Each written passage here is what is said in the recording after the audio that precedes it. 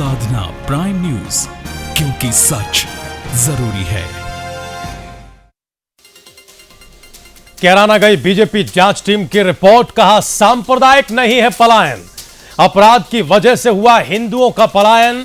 आज निशाने पर हैं हिंदू, कल निशाने पर होंगे मुस्लिम। उत्तर प्रदेश के राज्यपाल राम नाईक ने अवैध कब्जे पर अखिलेश सरकार से श्वेत पत्र मांगा। कहा अवैध कब्जेदारों को हटाकर राज्य सरकार अपने कब्जे में जमीन ले, जिससे फिर नहीं दोहराई जा सके मथुरा कांड जैसी कोई दूसरी घटना। 2 साल की रिपोर्ट के आधार पर प्रधानमंत्री मोदी करेंगे मंत्रियों के विभागों का बदलाव। 21 से 23 जून के बीच होगा कैबिनेट में फेरबदल। सूत्रों के मुताबिक मंत्री पद से हटाए जा सकते हैं गिरिराज सिंह, निहाल चंद और नजमा हेपतुल्ला। कैबिनेट में यूपी से कम एक मंत्री का होना तय। दिल्ली की पूर्व मुख्यमंत्री शीला दीक्षित बन सकती है उत्तर प्रदेश में कांग्रेस का चेहरा। सूत्रों के मुताबिक कांग्रेस अध्यक्ष सोनिया गांधी से शीला दीक्षित की मुलाकात के बाद यूपी में सीएम उम्मीदवार बनाए जाने की चर्चाएं जोरों पर। और उत्तर प्रदेश कांग्रेस अध्यक्ष निर्मल खत्री के इस्तीफे की खबर का कांग्रेस पार्टी के वरिष्ठ नेता प्रमोद तिवारी ने खंडन किया। कहा गुलाम नबी आजाद की अध्यक्षता में चल रही बैठक में स्वास्थ्य वजहों से शामिल नहीं हुए थे खत्री।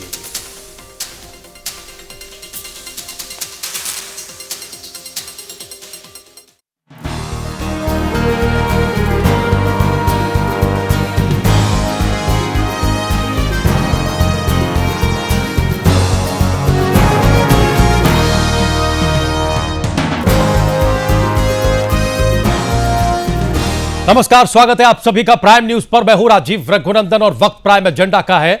कैराना में हिंदू परिवारों के पलायन पर सियासत थमने का नाम नहीं ले रही है। यह ऐसी सियासत है जिसमें किसी को फायदा है तो किसी को नुकसान। कैराना की सच्चाई चाहे कुछ भी हो, लेकिन जिस तरह से इस पर सियासत की जा रही है उससे आम जनता को सिर्फ और सिर्फ नुकसान हो रहा है। अब सवाल है कि सियासत को नाम क्या दिया जाए, आखिर क्यों की जा रही है ऐसी सियासत। करीब हर सियासी दल इस मुद्दे को भुलाने में लगा है। आज विपक्षी दल हिंदुओं के पलायन की सच्चाई की पड़ताल करने के लिए कैराना पहुंचा। विपक्ष बीजेपी के झूठ को जनता के सामने लाना चाहता है। विपक्षी दल में 5 पार्टियों के प्रतिनिधि शामिल थे, जिसमें जेडीयू के केसी त्यागी, सीपीएम के मोहम्मद सलीम, सीपीआई के डी राजा, एनसीपी के डीपी त्रिपाठी और आरजेडी के मनोज झा शामिल थे। अब कैराना को विपक्ष किस नजरिए से देख रहा है, यह जांच रिपोर्ट आने के बाद पता चलेगा। सवाल है कि कैराना पलायन पर बीजेपी की झूठ का पर्दाफाश क्या विपक्षी पार्टियां करेंगी। उधर सरधना के विधायक संगीत सोम भी इस विवाद में कूद गए हैं और सरधना से कैराना तक कल यानी शुक्रवार को वो निर्भय यात्रा निकालने वाले हैं। संगीत सोम कैराना में कैसा संगीत बजाएंगे ये सबको पता है, क्योंकि 2013 में मुजफ्फरनगर में हुए भीषण दंगों को भड़काने का आरोप लगाते हुए संगीत सोम को गिरफ्तार किया गया था। उन पर राष्ट्रीय सुरक्षा कानून भी लगाया गया था। हालांकि कल बीजेपी की जांच टीम हिंदुओं के पलायन की जमीनी हकीकत का जायजा लेने के लिए कैराना पहुंची थी। वहां स्थानीय लोगों ने बीजेपी की टीम का खूब विरोध किया था। हैरानी की बात तो यह है कि कैराना में हिंदू मुस्लिम भाई भाई के नारे भी लगे।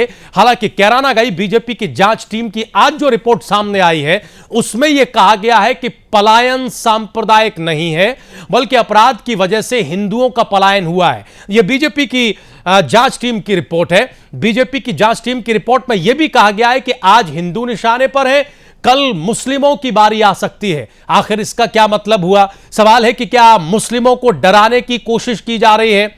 आखिर बीजेपी को कैसे पता कि अपराधी अगली बार मुसलमानों को निशाना बनाएंगे? क्या जाति और धर्म देखकर अपराध होते हैं? उधर उत्तर प्रदेश कांग्रेस की कमान किसको दी जाए, इसे लेकर पार्टी में अंदरूनी खलबली मची हुई है।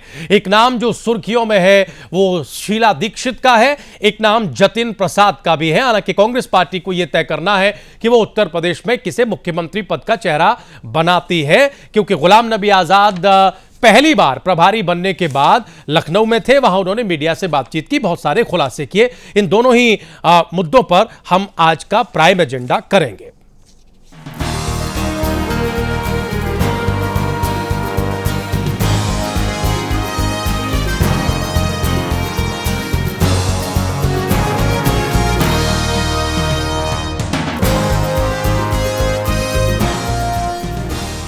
कैराना से किसकी सियासी हसरत पूरी होगी, ये आने वाले दिनों में सामने होगा।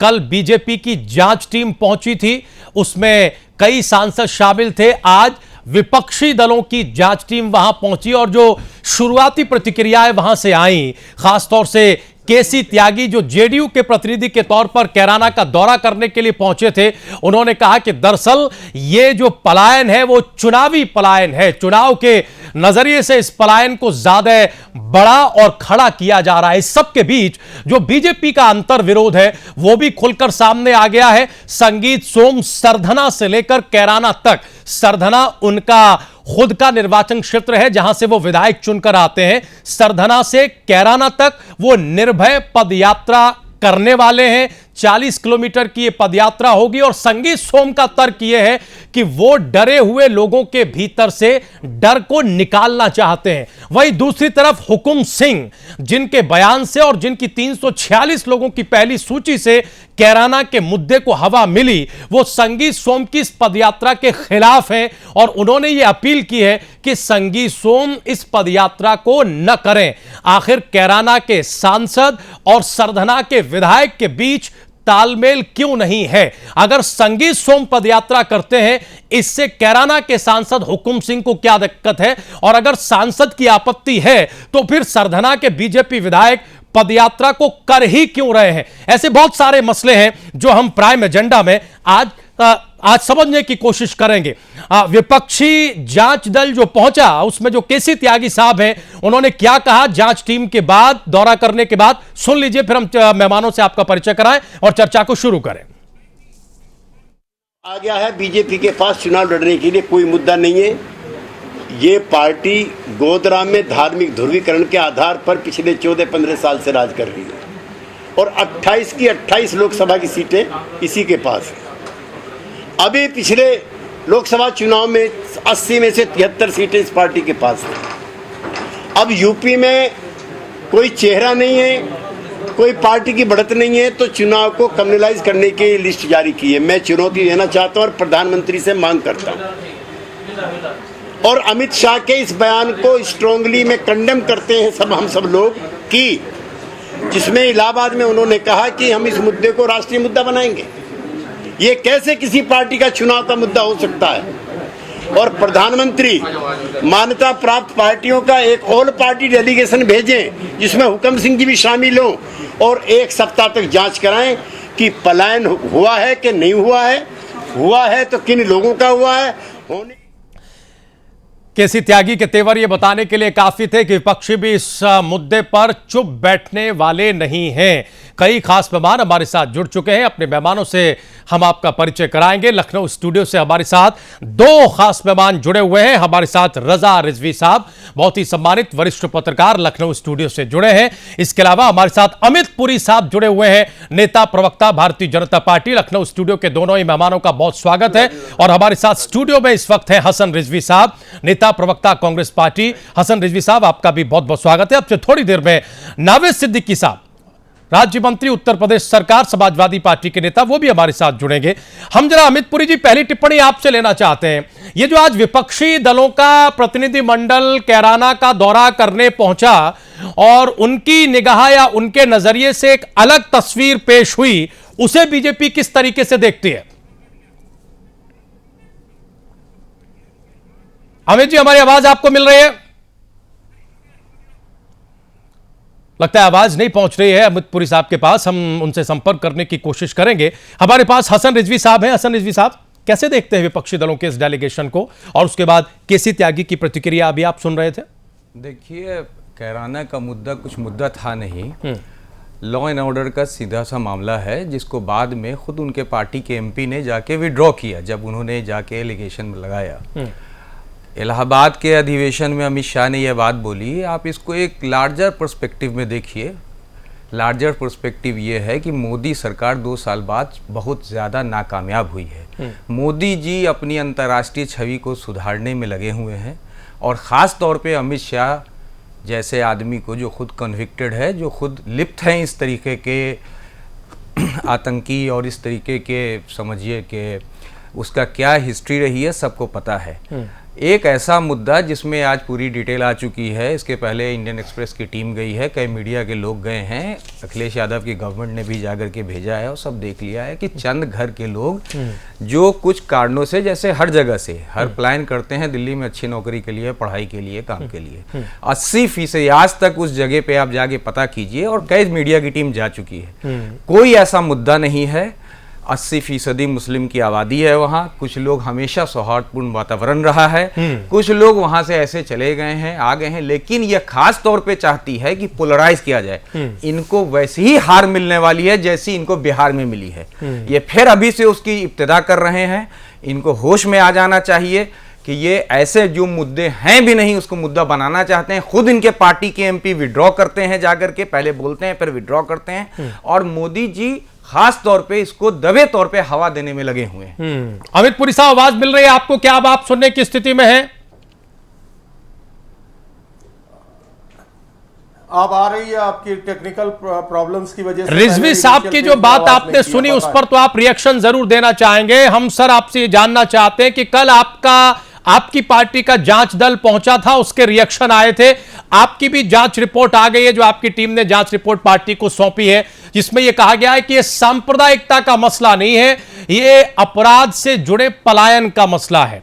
और एक नजरिया अभी आप केसी त्यागी साहब का सुन रहे थे। केसी त्यागी साहब लीड कर रहे थे विपक्षियों के उस डेलीगेशन को जिसने कैराना में दौरा किया है।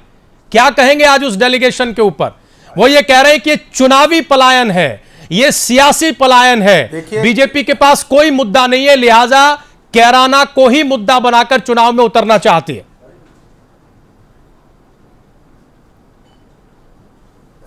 राजीव जी, इनिशियली मैं एक बात साफ कर दूं कि कांग्रेस के प्रवक्ता वाहिद हसन रिजवी साहब और केसी त्यागी साहब के बयानात मैंने नहीं सुने। उस समय टेक्निकल प्रॉब्लम थी और मुझे वॉइस नहीं थी, लेकिन इवन देन मैं केवल 3 चीजें रिस्पॉन्ड करना चाहता हूं। नंबर 1, उत्तर प्रदेश की सरकार ने राजभवन में जब शपथ विधि ली थी तो उसमें शपथ में भारत के संविधान के तहत यह कहा था, we will do justice to all manner of people without fear, favour और इल विल।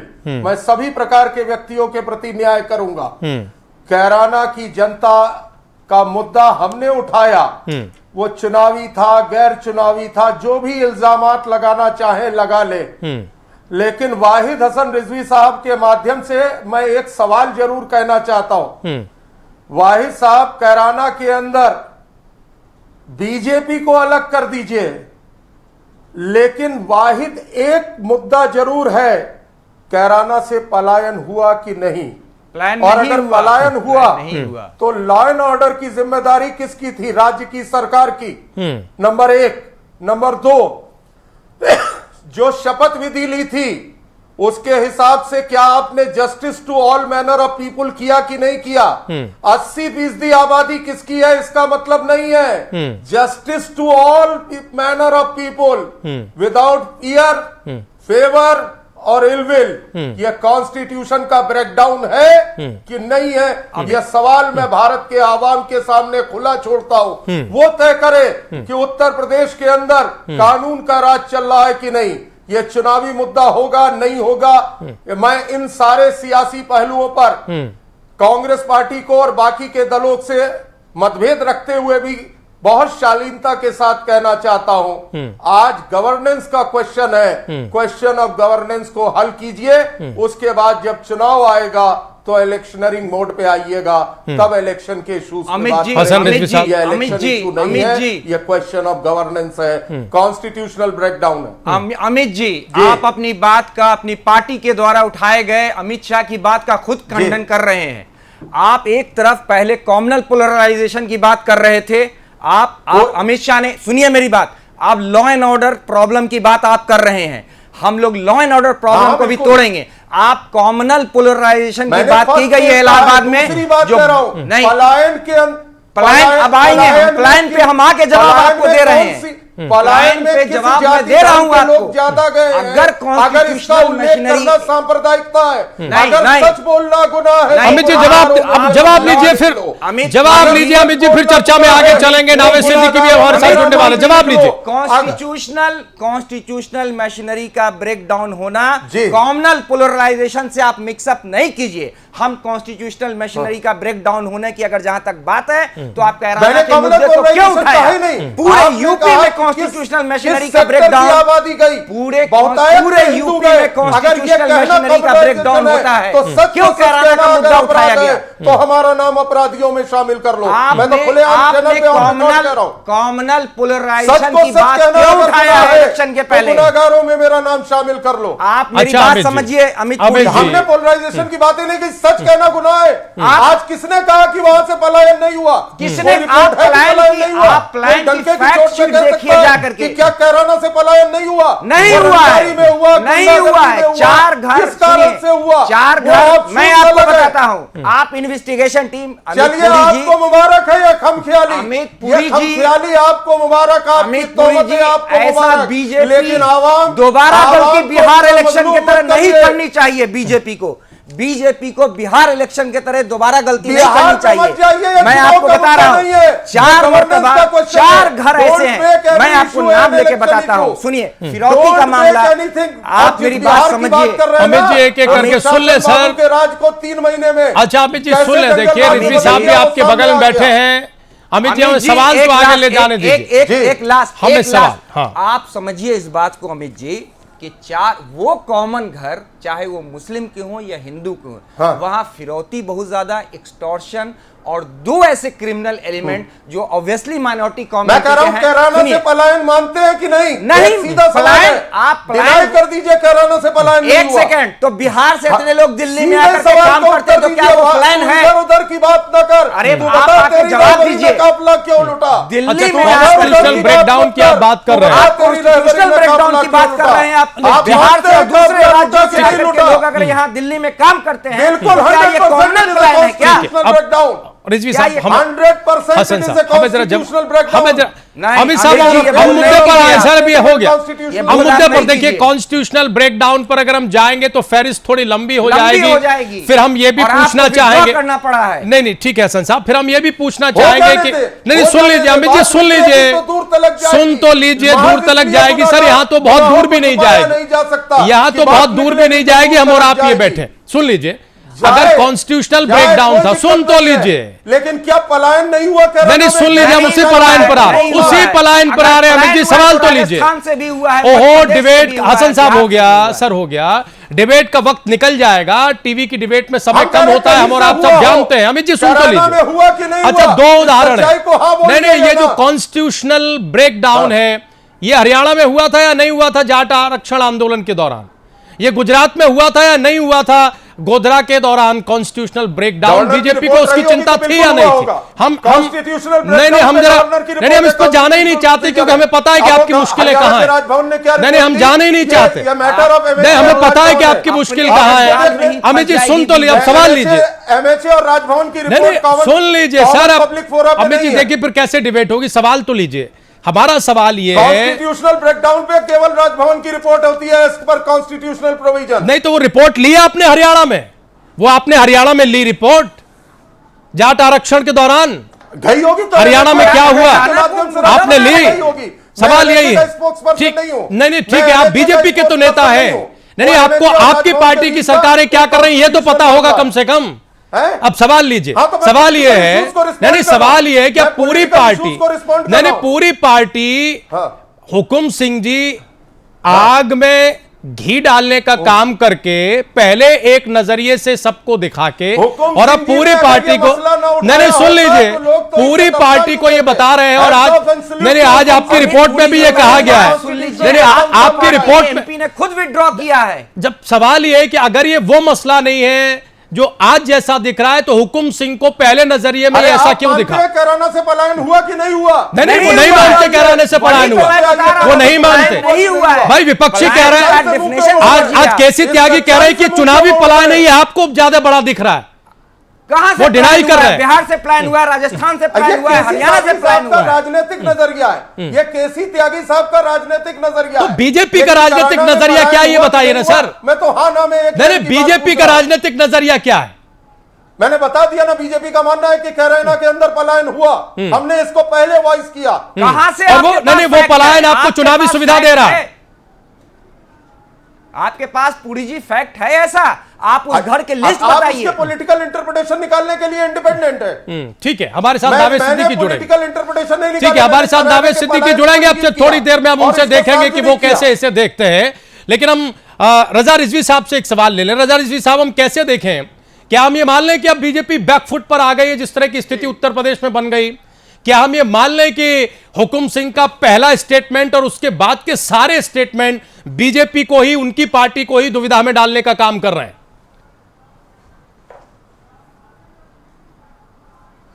देखिए राजू रघुनंदन जी, आप बिल्कुल मौजूदा हालात पे आपकी नब्ज बिल्कुल पकड़ते हैं आप उसको, और बहुत अच्छे तरीके से आप इस बात को रखते हैं डिबेट में।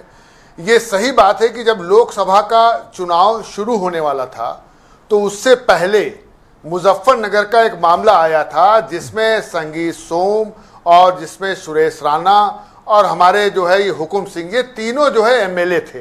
हुकुम सिंह साहब जो है वो बाद में मेंबर ऑफ पार्लियामेंट हो गए। ये मामला जो उठा है, अमित पुरी जी बहुत ही बीजेपी के लर्नेड जो है वो जानकार हैं और एमएलए का चुनाव लड़ चुके हैं और इनको लोग मानते हैं, इनका एक अपना क्षेत्र है। और मैं सुन रहा था केसी त्यागी जी का बयान और आपके रिजवी साहब का बयान, तो मैं ये कहना चाहता हूं कि जब हुकुम सिंह ने ये बयान रखा अपने सामने कि साहब वहां से 160 लोगों का पलायन हुआ, अब बीजेपी ही जांच करने जा रही है जो हुकुम सिंह ने बात रखी, ठीक वही जांच, यानी एक उनका मेंबर ऑफ पार्लियामेंट कह रहा है उसकी बात को जांच कर रहे हैं। और ये मैं कहता हूं कि आज ये मुद्दा क्यों उठा, जो 160 लोग पलायन किए जिसकी रिपोर्ट आई उसमें 33 परिवार जो है 1 से 5 साल हो गया जाए हुए, 37 परिवार जो है उसमें 10 साल हुआ जाए हुए, 32 परिवार जो है 7 साल हुआ गया है, 58 जो है मुस्लिम परिवार जो है उसमें गए हैं। तो ये आज मुद्दा क्यों उठा, वो बहुत पहले से गए हैं। और आप ही के चैनल में कुछ देर पहले दिखाया गया था कि एक मित्तल परिवार है वो देहरादून में जाके बस गया, और आपके चैनल में दिखाया, लोगों ने बताया कि मैं वहां क्यों गया, क्योंकि जो पश्चिम है उत्तर प्रदेश का राजू जी, वहां पर अपहरण का जो है उद्योग चलता है। अपहरण का उद्योग बहुत तेज चलता है। वह बच्चे को किडनैप कर लेते हैं क्योंकि बड़ी बड़ी फैक्ट्रियां हैं, बच्चों को किडनैप कर लेते हैं, किडनैप करने के बाद वो पैसा मांगते हैं कि साहब इतने रुपए दिए जाएं। तो वहां ये एक दहशत का माहौल आपराधिक पृष्ठभूमि से है। वहां हिंदू मुसलमान की कोई बात नहीं है कि हिंदू और मुसलमान की बात है। और यही बात मैं तो मीडिया को बधाई देता हूं, और मीडिया को बधाई दो पार्टी ने दिया, अपने प्रेस कॉन्फ्रेंस में दिया। आज जो है वो गुलाम नबी आजाद ने मीडिया को बधाई दिया, और कल जो है मायावती ने बधाई दिया कि मीडिया ने इस मामले को बहुत अच्छे तरीके से उठाया, और किसी मुसलमान नेता ने इस बात को अपने चैनल से अपनी बात को बहुत उससे नहीं रखा, नहीं तो ये बात हिंदू मुसलमान में हो जाती। बिल्कुल ठीक। बीजेपी का एक तरीका है बात करने का चुनाव के पहले, और वो उसका अपना मतलब रहता है, उसका अपना उद्देश्य रहता है कि हम देश में प्रदेश में कैसी सरकारें बनाएं। उस सरकार बनाने के लिए वो अपने स्टाइल से अपनी बात को रखते हैं और चाहते हैं कि समाज में हम इस बात को दें, और वो करना नहीं चाहते हैं। लेकिन रिजवी साहब, आपको रोकना चाहेंगे, इसलिए है हम आपको रोकना चाहेंगे सर, हम आपको बड़ी माफी के साथ रोकना चाहेंगे। नावेद सिद्दीकी हमारे साथ जुड़ चुके हैं, राज्य मंत्री हैं, उत्तर प्रदेश की सरकार में नेता है। नावेद सिद्दीकी साहब, आपका बहुत स्वागत है। हमारे साथ आशु मलिक साहब भी जुड़ चुके हैं, समाजवादी पार्टी के नेता और रेबल से। आशु मलिक साहब, इस इलाके पर पश्चिमी उत्तर प्रदेश में जो भी घट बढ़ रहा है उस पर अपनी पैनी निगाह रखे हुए हैं। आशु मलिक साहब, सबसे पहला सवाल तो यही है कि इस पूरी घटना को, खासतौर से कैराना और कांदला, इसे आप किस नजरिए से देख रहे हैं? क्या ये आपकी सरकार के लॉ एंड ऑर्डर का फेल्यूर है जिसका फायदा बीजेपी उठा रही है? हमारी सरकार का कोई फेल्यूर नहीं है। ये भाजपा, जो भारतीय जनता पार्टी है, देश में एक समस्या पैदा कर दे रही है। ये पलायन बिल्कुल झूठा है, इससे का सच्चाई से कोई वास्ता नहीं है। और हम आपको बता दें कि बीजेपी के अंदर एक नई कलह हो गई है कि सीएम पद का दावेदार कौन होगा। इसलिए हर एक नेता अपने आप को बड़े से बड़ा सांप्रदायिक नेता बना करके पेश, यानी आप कह रहे हैं कि कैराना ही बीजेपी के लिए सीएम पद का दावेदार तय करने जा रहा है उत्तर प्रदेश में?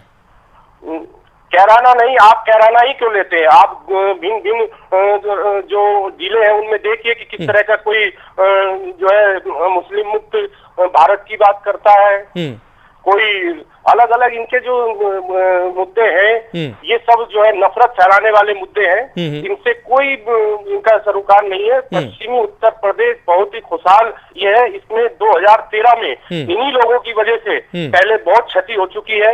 अब पश्चिमी उत्तर प्रदेश का नौजवान हम लोग बिल्कुल सतर्क है, सरकार इनको मुंहतोड़ जवाब देगी, सरकार सख्ती से ऐसी ताकतों से। आशु मलिक साहब, ये तो हम कई बार सुन चुके हैं कि सरकार बहुत सख्त है और मुंहतोड़ जवाब देगी, कोई समझौता नहीं किया जाएगा, सख्त कार्रवाई की जाएगी। लेकिन सर अफसोस ये है कि वो सख्त कार्रवाई अभी तक हम देख नहीं पाए हैं।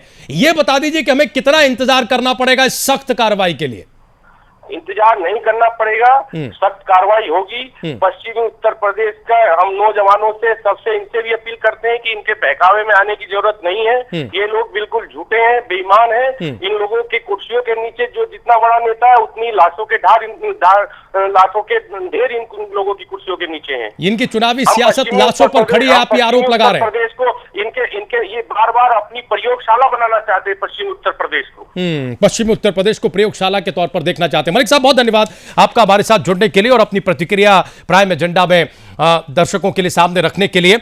हम जरा नावेद सिद्दीकी साहब के पास जाना चाहते हैं। रिजवी साहब उसके बाद आपके पास लौटेंगे। सिद्दीकी साहब, तकरीबन हर डिबेट में मुख्यमंत्री की इस बात को आपने कोट किया है कि यह साल जो है वो चुनावी साल होने के साथ साथ साजिशों का साल भी है सिद्दीकी साहब, और आपने प्राइम एजेंडा में भी कई बार कहा है।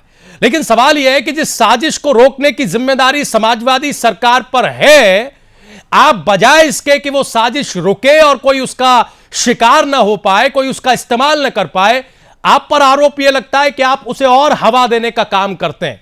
क्या यह सही है? और अगर नहीं तो ऐसी साजिशें, कैराना और कांधला जैसी साजिशें कब रुकेंगी हमारे प्रदेश में?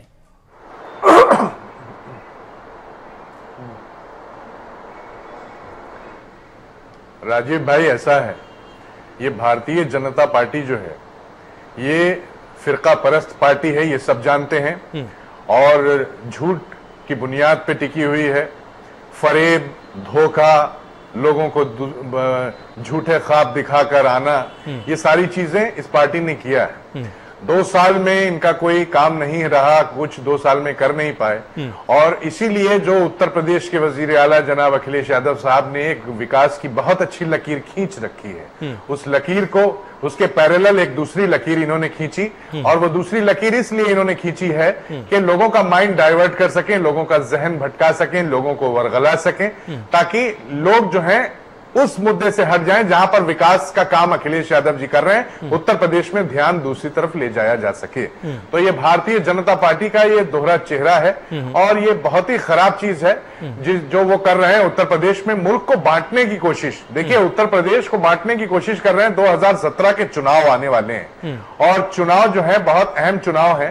उत्तर प्रदेश जो है पूरे हिंदुस्तान का दिल है, सबसे बड़ा सूबा है, और इस सूबे को बांटने की कोशिश कर रहे हैं। आंगन में दीवार खड़ी करने की कोशिश भारतीय जनता पार्टी हमेशा करती है। तो ये बहुत अच्छी चीज नहीं है। और कैराना में जो भी हुआ, जिसके ऊपर आप आज बात कर रहे हैं, कैराना में हमने अपनी जो जांच कराई है जिलाधिकारी के माध्यम से जी, उसमें 346 परिवार जो माननीय सांसद हुकुम सिंह साहब ने जो अपनी रिपोर्ट में, पहली रिपोर्ट जो उन्होंने कही थी यू टर्न लेने से पहले, पहली सूची जो उन्होंने जारी की थी मीडिया के सामने, उसमें 119 लोगों की हमने अभी तक जी पहली सूची यू टर्न लेने से पहले, तो उसमें 119 परिवारों में हमने देखा 68 परिवार जो हैं वो जो है 10-15 साल पहले अच्छी शिक्षा, स्वास्थ्य, बेहतर एजुकेशन, मतलब इस चीज के लिए बाहर गए हुए हैं। 4 लोग तो अल्लाह को प्यारे हो गए। अब अल्लाह को जो प्यारा हो गया, वहां से भी ये लिस्ट निकाल के ले आए कि भाई देख लो, उनका भी नाम इन्होंने जोड़ दिया। 11 लोग और हैं इस तरीके से, तो जो वहां पे अभी रह रहे हैं, जो उस जगह पे रह रहे हैं जिन्होंने इन्होंने अपनी लिस्ट में कह दिया था पलायन कर चुके। तो ये सारी चीज इन्होंने की। ये हमारे पास जांच रिपोर्ट जो हमने अपनी कराई है, और जो अभी हम कल हमने प्राइम एजेंडा में डीएम साहब की जो जांच रिपोर्ट सरकार को सौंपी गई वो दिखाई। इतना ही नहीं नावेद साहब, आईजी स्तर पर जो जांच रिपोर्ट हुई वो गोपनीय रिपोर्ट भी हमारे हाथ लगी और उसमें क्या लिखा गया, 119 परिवारों की जांच में आईजी स्तर पर क्या कहा गया, ये भी हमने दर्शकों के सामने रखा। लेकिन सर हमारा मूल सवाल यह है नावे साहब, और बहुत जिम्मेदारी से जवाब दीजिएगा, कि जब मुख्यमंत्री को पता है कि साजिशों का साल है, जब नावेद सिद्दीकी जैसे जिम्मेदार और युवा मंत्री को पता है कि इस साल में कुछ साजिशें होंगी, तो आप उन्हें रोकने के बजाय उनका हिस्सा क्यों होते जा रहे हैं, उनका शिकार क्यों होते जा रहे हैं, ये बताइए। आप पर तो जिम्मेदारी है ऐसी साजिशों को रोकने की, ऐसी चालों को नाकामयाब कर देने की। आपकी सरकार का फेल्योर है या नहीं है? बिल्कुल हमारी सरकार का फेलियर नहीं है। हम जितना अपना कर सकते हैं हम पूरी कोशिश करते हैं कि इस चीजों को रोकें, लेकिन कुछ चीजें जो हैं वो प्रायोजित होती हैं। प्रायोजित का मतलब आप लोग तो बहुत अच्छी तरह से समझते होंगे, बहुत बेहतर तरह से समझते होंगे, क्योंकि मैं भी मीडिया से ताल्लुक रख चुका हूं। आप भी जानते होंगे स्पॉन्सरशिप का बहुत बड़ा रोल होता है। तो ये दंगे जो हैं स्पॉन्सर्ड हैं दंगे, और ये दंगे कौन करा रहा है हमें बार बार नाम लेने की जरूरत नहीं है। तो ये सारी चीजें जनता के सामने हैं। लोग पलायन कर रहे हैं, उसमें ये एक बात कर दिया कि ये मुस्लिम के डर की वजह से, मुसलमानों के खौफ की वजह से, मुसलमानों के आतंक की वजह से, रंगदारी की वजह से, समाजवादी पार्टी की गुंडागर्दी की वजह से, इस वजह से लोग पलायन कर रहे हैं। जबकि पलायन क्यों कर रहे हैं, मेरे पास ये देखिए, ये वर्ल्ड माइग्रेशन रिपोर्ट है, ये मैं आपको दिखा रहा हूं, मेरे हाथ में है वर्ल्ड माइग्रेशन रिपोर्ट 2015, और ये रिपोर्ट ये है आपके international organisation of migration, IOM ने इसको लिखा है, जिसमें इसने हिंदुस्तान का जिक्र किया है, उत्तर प्रदेश का नहीं, पूरे इंडिया का जिक्र है। और 2015 में ये रिपोर्ट बताती है कि 2015 में 34.4 लोग जो है वो माइग्रेट कर चुके हैं, और 2016 में जो उत्तर प्रदेश में माइग्रेट किए हैं वो हम आपको बता दें क्यों किए हैं, क्योंकि वो बगल के एरिया में चले गए, वो दिल्ली चले गए, वो हरियाणा चले गए, सोनभद्र चले गए, इधर चले गए। क्यों? क्योंकि उनको नौकरी नहीं मिली, उनको शिक्षा के लिए अच्छी चीजें नहीं मिली, नौकरी नहीं मिल पाई। सोचिए केंद्र सरकार की जो योजनाएं थी 2 साल में इन्होंने कुछ किया नहीं। ये साफ हो गया, ये अपना जो इनका टीकरा है ये समाजवादी पार्टी के सर पे फोड़ना चाहते हैं। यही भारतीय जनता पार्टी ने शुरू से किया, अपने ऊपर कुछ नहीं। इनके जितने नेता हैं, आज मैं एक चैनल पे बैठा था, मैंने सिर्फ ये बयान दिया कि भाई देखिए ऐसा है कि आप जो है, मैंने मीडिया कर्मियों से कहा कि आप अपने कैमरा टीम को कहीं जहां भीड़ हो, भीड़ वाले इलाके में जाइए, जहां बहुत लोग खड़े हो वहां इंटरव्यू कीजिए, वहां कैराना का सच जानने की कोशिश कीजिए। तो उन्होंने ये जिक्र कर दिया, एक संबित पात्रा जी बैठे थे, कि नवेद साहब ने धमकी दे दी, उन्होंने कहा कि इस एरिया में जाओगे तो पता लगेगा। अब बताइए, मेरे बयान को कम्युनल करने की कोशिश कर रहे हैं ऐसे लोग। तो ऐसे लोगों का तो कोई वजूद नहीं है। हमारे आजम खान साहब ने बहुत अच्छी बात कही है, राजीव भाई। आजम खान साहब ने कहा है भारतीय जनता पार्टी को चुल्लू भर पानी में डूब मरना चाहिए। एक छोटा सा ब्रेक ले, बांटने की कोशिश जो हम आपकी इस बात पर एक छोटा सा ब्रेक ले रहे हैं। हसन साहब कुछ टिप्पणी करना चाहते हैं, 2 सवाल हम भी उठाना चाहते हैं। हम जरा रजा रिजवी साहब के पास भी जाना चाहेंगे। एक तो ये कि हुकुम सिंह जो कैराना के सांसद हैं और सरधना से जो बीजेपी के विधायक हैं संगीत सोम, वो एक दूसरे से इस मुद्दे पर 36 का आंकड़ा क्यों रख रहे हैं? क्यों संगीत सोम निर्भय पदयात्रा पर उतारू हैं और क्यों हुकुम सिंह ये कह रहे हैं कि इस पदयात्रा को मत करो? इसके सियासी मायने क्या हैं? एक और बीजेपी की जो जांच टीम थी उसकी रिपोर्ट में सामने आया है कि यह अपराध से जुड़ा मुद्दा है, यह पलायन अपराध से जुड़ा है। आज हिंदू शिकार हो रहे हैं, कल मुस्लिम शिकार होंगे। इस लाइन के क्या मायने हैं, क्या समझाने की कोशिश हो रही है? एक छोटे से ब्रेक के बाद तुरंत हाजिर हो रहे हैं।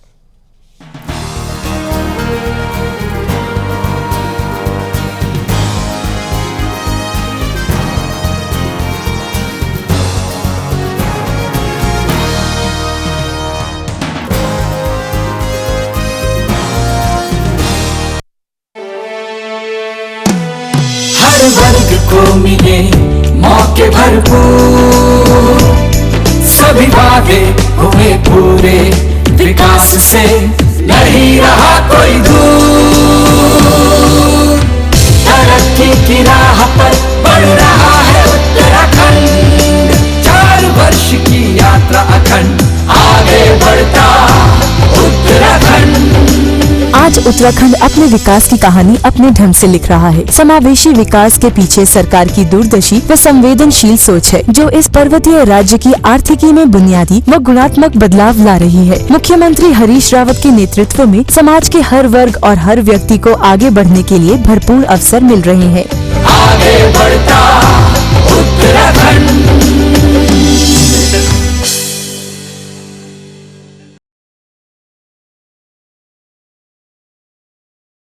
रूप Mantra ayurvedic face cream and face wash. इसमें है 12 खास आयुर्वेदिक जड़ी बूटियों का संतुलित मिश्रण। ये चेहरे की त्वचा में समाकर उसे अंदर से निखारे और अंदर से स्ट्रॉन्ग बनाए। ये कोई कॉस्मेटिक नहीं, आयुर्वेदिक औषधि है। उत्तर प्रदेश के करोड़ों लोगों के चेहरे पर मुस्कान लाने की जिम्मेदारी जिन कंधों पर है, वो कंधे हैं अखिलेश जी के, जिनके प्रयास से सबको साथ लेकर हर समाज, हर वर्ग, हर तबके के लिए योजनाओं की शुरुआत हुई है। गांव में रहने वालों का जीवन स्तर सुधारने के लिए जनेश्वर मिश्र ग्राम योजना शुरू की। इसमें गांव में पक्की सड़कें और नाली बनाने का काम हुआ।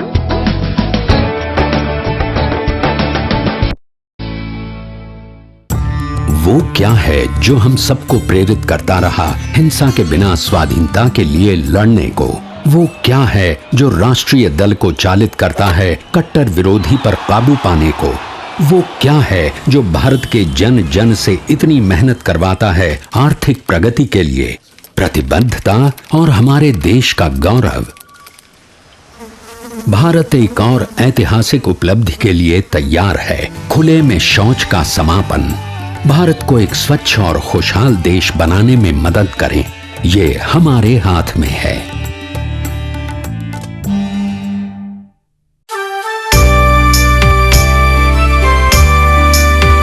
पहाड़ों की बुलंदी पे जा पहुंचा है उत्तराखंड, है जिम्मेदार हाथों में अब अपना परचम। लहलहाते खेत यहाँ अब हर घर है रोशन, घर घर में खुशियों का बसेरा ऐसा हर मंज़र। बढ़ रहा है उत्तराखंड जन जन के संग, हो पूरी दुनिया में है अब तो नाम हमारा। हर गली हर गांव में दिखता उनका नजारा। बेटी करे हर घर को रोशन, यही है नारा हमारा। खुशहाली हो चाहो और यही है धर्म हमारा।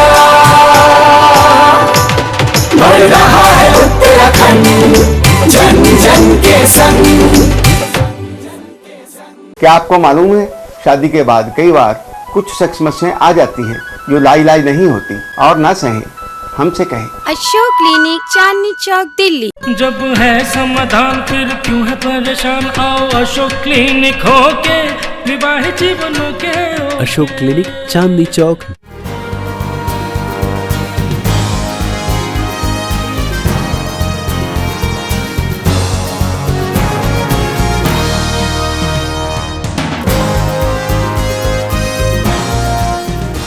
ब्रेक के बाद एक बार फिर से आप सभी का स्वागत है। प्राइम एजेंडा देख रहे हैं आप, और प्राइम एजेंडा में हम ये समझने की कोशिश कर रहे हैं कि कैराना में अलग अलग राजनीतिक दलों के और सरकारी जांच एजेंसियों की जो रिपोर्ट सामने आ रही हैं वो बिल्कुल उसी एजेंडे पर हैं। यानी बीजेपी के जांच दल ने जो रिपोर्ट रखी है उसमें बीजेपी की भाषा दिखाई सुनाई देती है।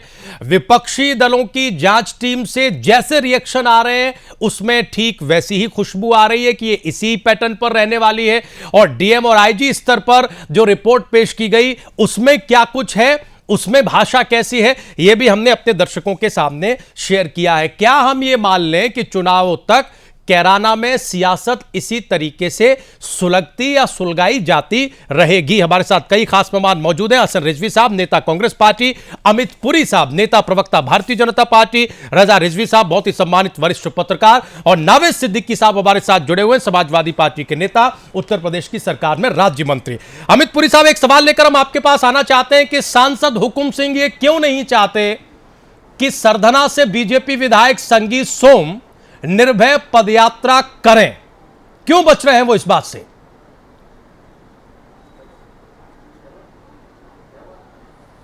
देखिए, जहां तक मेरी जानकारी है कि हुकुम सिंह जी का और संगीत सोम जी का जो अभी आप अपने बयान में उल्लेख कर रहे थे कि दोनों डेगस डॉन है, दोनों एक दूसरे के विरोध में है, ऐसा मेरे सामने कोई तथ्य नहीं है। लेकिन अभी एक चर्चा चल रही थी और ये कहा गया 10-15 साल पलायन तो हुआ है साहब, लेकिन 10-15 साल पहले लोग चले गए और कुछ लोग यूपी से और अभी गए हैं हरियाणा में और बाकी जगहों पर उद्योग धंधे की तलाश में, रोजी रोजगार और अच्छी एजुकेशन की तलाश में।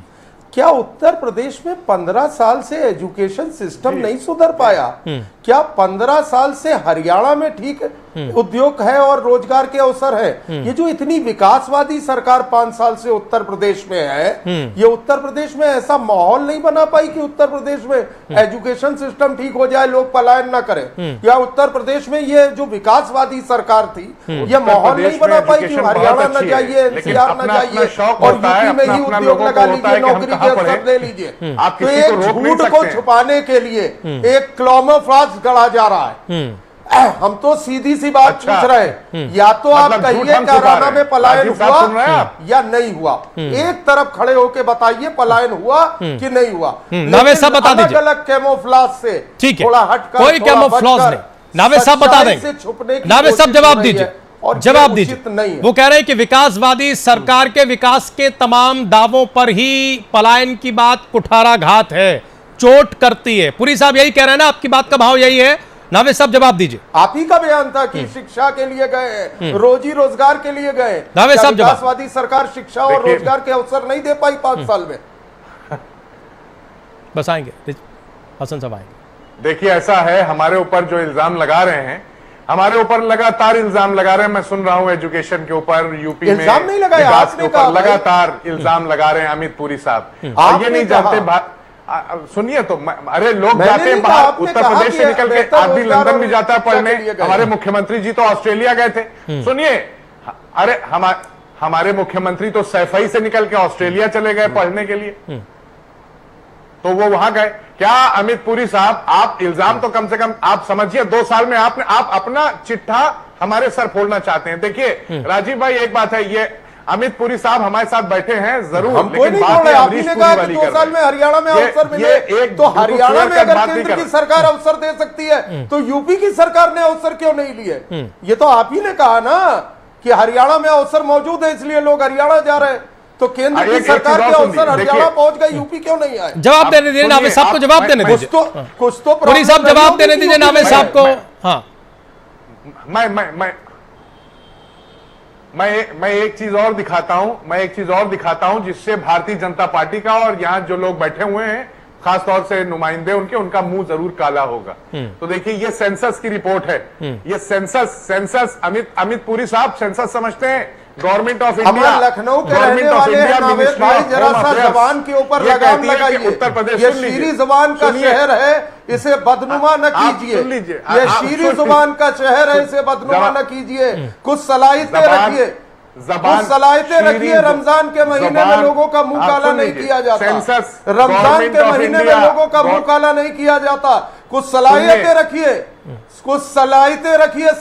रखिए और डिबेट के लिए आया कीजिए, तो जुबान को शीरी रखा कीजिए। आप जुबान को शीरी रखा कीजिए, लेकिन धार तेज रखा कीजिए। देखिए ऐसा है कि आप जी, जैसे बीजेपी ने कैराना की धार तेज रखी हुई है, आपस में अलग करने से बड़ा गुनाह। अरे माना आप आजम साहब से दौड़ में लगे हैं पार्टी के अंदर, और अखिलेश जी की सरपरस्ती आपके हाथ साथ है। अरे आपस में तलवार चलाना इससे बड़ा गुनाह कोई है नहीं। बीजेपी के लोगों का मुंह काला करके ज्यादा नंबर आजम साहब के मुकाबले आपके नहीं बढ़ जाएंगे। अखिलेश जी वैसे ही आपको तरजीह दे रहे हैं। बीजेपी का पुरी साहब सुन लीजिए, पुरी साहब मुद्दे पर रहते हैं। सुन लीजिए पुरी साहब, सुन लीजिए नावे साहब की बात सुन लीजिए। मैं जरा रिजवी साहब के पास भी जाना, हसन साहब की भी टिप्पणी लेंगे। नावे साहब बोलिए। अरे सुन लीजिए अमरीश पुरी साहब, काहे आप नाराज हो रहे हैं? आप मेरी बात सुनिए। देखिए सेंसस की रिपोर्ट यहाँ पे है, गवर्नमेंट ऑफ इंडिया की रिपोर्ट है, गवर्नमेंट ऑफ इंडिया की रिपोर्ट भी बता रही है कि पलायन कुछ तो सही कीजिए या तलफ्फुज़ सही कर लीजिए, कब हुआ, या जुबान को शीरी कर लीजिए, कुछ तो ठीक कर लीजिए। ये आप समझ लीजिए। अब आप भारतीय जनता पार्टी वाले अपने सांसदों को तो रोक नहीं पाए, योगी आदित्यनाथ को तो रोक नहीं पाए, साक्षी प्राची को तो रोक नहीं पाए, साध्वी प्राची को तो रोक नहीं पाए, महेश जी को तो रोक नहीं पाए, बयान अनर्गल देते हैं। अरे जाके उनकी जबान कभी संभाल लीजिए, उनकी जबान सही कर दीजिए। पुरी साहब, अगर आपको इतनी ही जबान लोगों की सही करने का है कि खाली मुल्क बांटने की कोशिश करेंगे, खाली जनता को बांटने की, आपस में लड़ाने की कोशिश करेंगे। नहीं, आप अगर इस जबान के साथ रहना चाहते हैं तो राजनीति नहीं चलेगी, एक दिन ऊपर जाना पड़ेगा। जबान के साथ रहना चाहते मामला तो है कैराना साहब पर जबान पर चला गया हसन साहब। लखनऊ के बाशिंदे हैं, इसलिए मैंने आपको ख्याल कराया। अच्छा नावेद साहब, हसन साहब की भी टिप्पणी सुन रहे हैं आपको। आप सुनिए, आप मेरी बात तो पूरी साहब, ऊपर वाले ने पूरी साहब आपको इतना नूरानी चेहरा दिया है, माशाल्लाह, चेहरे पे आपके दाढ़ी खिल रही है।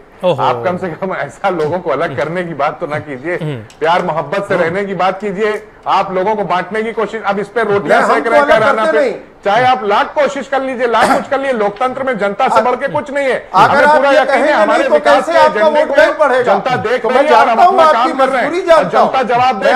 आपको दिया है, दिल्ली में दिया है, ठीक है हसन साहब, ठीक, नावेद साहब हो गया, पूरी साहब हो गया। अब इसके बाद सर कांग्रेस पार्टी के नेता हसन साहब वो भी एक सवाल रखना चाहते हैं, और नावेद साहब आपसे सवाल है, सुन लीजिए। हसन साहब आप करें सवाल, करें नावेद साहब सवाल, हसन साहब सवाल करें, सुन लीजिए।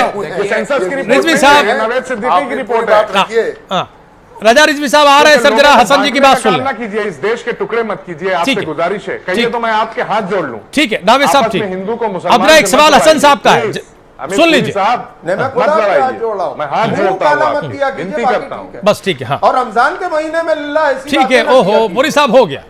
हसन साहब, अरे ये कोई नई बात थोड़ी है कि बीजेपी को एहसास होता है कि मुद्दा क्या है। मुद्दे को खास तौर पे डेविएट करती है बीजेपी, और शीरी जबान बहुत का जिक्र लाती है और दूसरे मुद्दे को लाती है खास तौर पे, ताकि टॉपिक सेट जाए। हमारा कमेंट ये है कि बीजेपी सेल्फ डिफीटिंग सिंड्रोम से ग्रसित होती नजर आ रही है, खुद अपने आप के जंजाल में फंसती है, फिर विड्रॉ करती है। देखिए कितना स्मार्टली अमित जी कितना स्मार्टली आपने इसको कॉमनल कलर देने की कोशिश की इलाहाबाद में।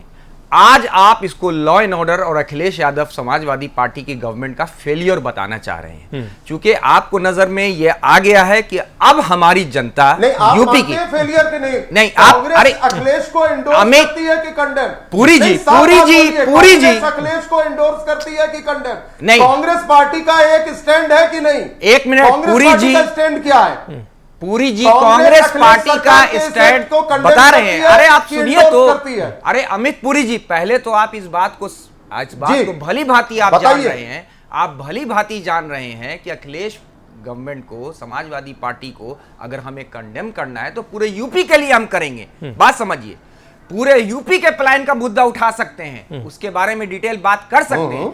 आपने कैराना को उठाया, आज आप आस्ते से प्लान के मुद्दे को फोकस कर रहे हैं कैराना पे, और आस्ते से आप चाहते हैं स्मार्टली पेश करना कि अरे हम तो ये उठाए, राहुल गांधी जी तो कई जगह कहा है कि यूपी वाले बिना रोजगार के बाहर जा रहे हैं। अरे आप राहुल गांधी तो इसे कई बार उठा चुके हैं। एक मिनट, तो कैराना राहुल गांधी ने नहीं उठाया कॉमनल कलर के लिए। एक मिनट, अगर राहुल गांधी जी ने कैराना का मुद्दा नहीं उठाया, कैराना उठाया नहीं होगा, उस समय दौरे पे रहे नहीं, आप याद कीजिए, अब जब आएंगे आप लोगों को समझ में आ गया कैराना पे बोल रहा है। अमित जी ऐसा स्मार्टली हमारी जनता ये अच्छी तरह जानती है, सबक मिल चुका है, वोट शेयर आपका नीचे जा चुका है। एक सवाल जरा रिजवी साहब से लेना चाहते हैं। नावेद साहब एक सवाल हम जरा रिजवी साहब से लेना चाहते हैं। रजा रिजवी साहब, बीजेपी के जांच दल की रिपोर्ट आ गई, बस पुरी साहब सुन लीजिए, पुरी साहब सुन लीजिए, सर सुन तो लीजिए। कैराना में पलायन हुआ कि नहीं हुआ? अरे अमित सुन लीजिए, जो देश को बांटने की कोशिश करेगा, केसी त्यागी कह रहे हैं कि कैराना में चुनावी पलायन हुआ, कैराना में चुनावी पलायन हुआ, ये बीजेपी को दिख रहा है, ये बीजेपी को दिख रहा है, ये चुनावी पलायन है। हमें जरा रजा रिजवी साहब के पास जाने दीजिए। नावेद साहब आ रहे हैं, नावेद साहब आ रहे हैं, माहौल खराब करने नहीं देंगे। नावेद साहब आ रहे हैं, बिल्कुल आ रहे हैं। हम जरा रजा रिजवी साहब से एक टिप्पणी ले लें। रजा रिजवी साहब, बीजेपी की जांच रिपोर्ट में ये कहा गया है कि हिंदुओं के साथ हो रहा है, आगे मुसलमानों की बारी है, यह मुसलमानों के साथ भी हो सकता है, इसका क्या मतलब है सर?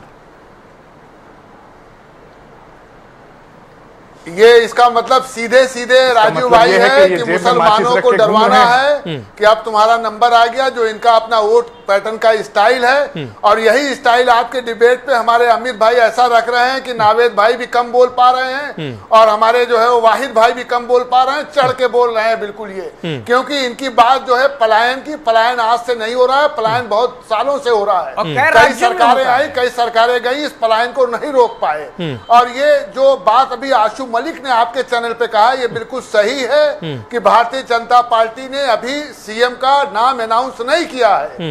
और हुकुम सिंह जी 7 बार एमएलए रहे, बीजेपी में वो कैबिनेट मिनिस्टर रहे, कल्याण सिंह के बाद वो बहुत ही पावरफुल मिनिस्टर रहे और मेंबर ऑफ पार्लियामेंट हैं। वो इस तरीके से चाहते हैं कि कैराना से आज जो है आगे बढ़े। भारतीय जनता पार्टी ने अमित पुरी जी का नाम अभी प्रपोज किया सीएम के लिए, प्रायोजित हो जाए, ये उनका अपना एक मकसद था। उस मकसद की वजह से संगीत सोम को भी वो मना कर रहे हैं कि भाई तुम कोई अपना आगे प्लान आगे मत बढ़ाओ। नहीं तो रजा साहब, इसका मतलब ये हुआ टू द पॉइंट राजनीति है, क्योंकि बीजेपी में हम तो विधानसभा के अंदर कवरेज करते हैं, विधानसभा के वो नेता भी थे, सदन में बीजेपी के नेता भी थे और बीजेपी के बारे में बोलते भी थे। आप समझिए कि एक कानपुर के नेता हैं, उनका नाम चल रहा था सदन के लिए, तो इन्हीं को सदन बनाया गया। बाद में सुरेश खन्ना साहब हुए। तो ये एक सोची समझी चुनाव से पहले एक राजनीति है। पलायन आज नहीं हुआ, पलायन बहुत पहले हुआ है। बीजेपी का जो अपना एजेंडा है, उस एजेंडे पे बीजेपी काम कर रही है। लेकिन ये मामला चैनल ने उठा करके इस बात को साफ कर दिया कि ये हिंदू मुसलमान का मामला नहीं है, ये सांप्रदायिक मामला नहीं है, ये एक आपराधिक मामला है। लोग उसके वजह से बाहर जा रहे हैं और उत्तर प्रदेश सरकार को इसमें रोकना चाहिए। अमित पुरी साहब टिप्पणी करिए, बढ़ रहे हैं। अमित पुरी साहब जवाब दीजिए। और हमें लगता है रिजवी साहब ये कह रहे हैं कि आप मुसलमानों को डराने की कोशिश कर रहे हैं। आपकी जांच रिपोर्ट उसी तरफ इशारा कर रही है कि आज हिंदुओं के साथ हो सकता है, कल मुसलमानों के साथ। लॉ एंड ऑर्डर को बिगाड़ा है कि नहीं बिगाड़ा है? अमित पुरी साहब जवाब दीजिए रिजवी साहब की बात का। मैं कह रहा हूं कि अरे ये हमको क्या डराएंगे भाई, हमारे तो प्रधानमंत्री ने ही बहुत पहले कह दिया था। क्या उसमें विकास के एजेंडा के काम नहीं हुए? अरे कहीं तो एक आर्गुमेंट की प्रेमाइस पे टिकी है। लॉ एंड ऑर्डर का सब्जेक्ट स्टेट का सब्जेक्ट है कि नहीं है? लॉ एंड ऑर्डर का सब्जेक्ट स्टेट का सब्जेक्ट है कि नहीं है? अरे आप नहीं, इस बात का असर नहीं, आपकी रिपोर्ट में आप ये कह रहे हैं कि हिंदुओं के साथ हो चुका है, हो रहा है, अब मुसलमानों की बारी है, मुसलमानों के साथ हो सकता है। इस लाइन का मतलब क्या है जो आपकी पार्टी की जांच रिपोर्ट में सामने आया, ये बताइए। पलायन हुआ है कि नहीं हुआ? और अगर पलायन हुआ है, बस हमें सवाल है, कारण क्या है? पलायन हुआ है कि नहीं हुआ? चल रहा था, वहां से हटे लोग। और ये जो कि मुसलमान हो सकते हैं, तो मुसलमानों के दिल में एक दहशत पैदा करना है। कोई दहशत पैदा करने की बात नहीं है। मुसलमानों की तरफ बात आने वाली है, तो इसलिए किसी को भी दहशत आने की जरूरत नहीं है। नावेद साहब जवाब दीजिए। हम लॉ एंड ऑर्डर के सवाल को उठा रहे हैं कि उत्तर प्रदेश के अंदर का लॉ एंड ऑर्डर खराब है, तो उत्तर प्रदेश का लॉ एंड ऑर्डर खराब है, तो कैराना का नाम क्यों ले रहे हैं? और केंद्र क्या कर रहा है? सवाल ये है। ठीक है, नावेद साहब की सरकारों ने उद्योग और शिक्षा नहीं दी। ठीक, नावेद साहब कुछ कहना चाहते हैं, उनकी बात सुन लेते हैं। नावेद साहब पूरा नहीं किया। हाँ बोलिए नावेद साहब। नहीं किया ये 1 से 5 साल के बीच में गया है। नावेद साहब बोलिए।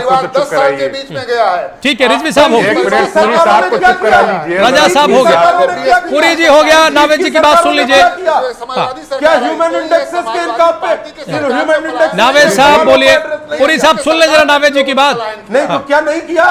तो इसका मतलब मूर्तियां बनाई, शिक्षा और रोजगार। ठीक, पुरी साहब क्षेत्रीय दलों की सरकार। पुरी साहब सुन लीजिए, जवाब तो सुन लीजिए, फिर आगे सवाल के जवाब दीजिए। बोलिए नावेद साहब बोलिए, समय कम हो रहा है सर, बोलिए। देखिए, मैं एक चीज कहूंगा, यहाँ पर कई दीगर शख्सियतें बैठी हुई हैं आपके इस वक्त चैनल पे, कई विद्वान लोग बैठे हुए हैं।